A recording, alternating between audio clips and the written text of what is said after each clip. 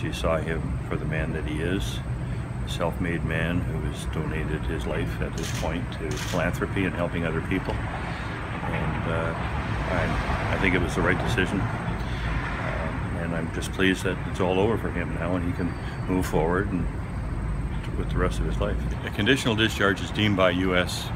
Immigration officials to be the same thing as a conviction. And that's the big difference between an absolute and a conditional. Absolute, they don't see it as a conviction.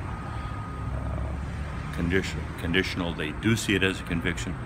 And any consequences which could be a problem at the border by reason of having been convicted of a criminal offense would kick in on a conditional discharge, whereas they won't on an absolute discharge.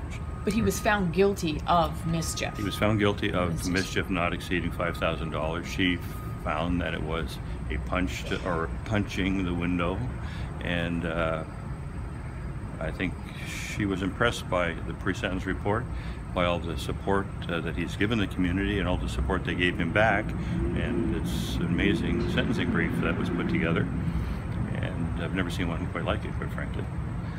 So hopefully that's the end of it. I think the impact upon the reputation began when he was arrested and released, and the publicity that the matter received at that time.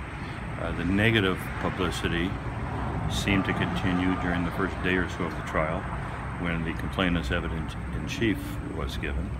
But I think once the complainant was cross-examined, and once he was confronted with the absolute falsehood of his allegation, as demonstrated by the video, that things turned around at that point. And then, so I think it's something he's lived through. He's lived through a lot. You know, his parents were separated when he was 3 years old. His father was murdered when he was 13 years old. But he's self-made, he's strong, he works hard, and he's been very successful. And on top of that, he gives it back. So I think he'll be fine.